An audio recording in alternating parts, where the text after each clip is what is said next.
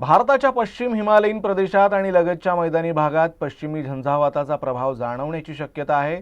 परिणामी राज्यात 26 ते 28 डिसेंबर दरम्यान जोरदार पावसाची शक्यता हवामान विभागाने वर्तवली आहे।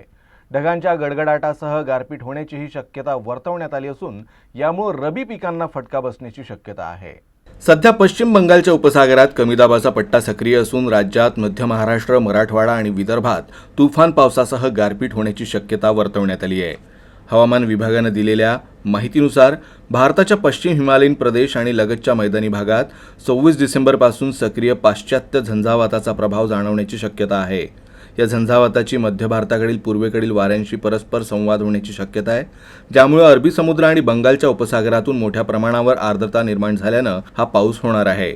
दरम्यान 27 डिसेंबरला राज्यभरातील इतर जिल्ह्यांसह विदर्भातील अकोला, अमरावती, बुलढाणा, वर्धा आणि वाशिम या जिल्ह्यांमध्ये, तर 28 डिसेंबरला विदर्भातील अमरावती, गोंदिया आणि नागपूर या जिल्ह्यांमध्ये पावसाची शक्यता वर्तवण्यात आली आहे।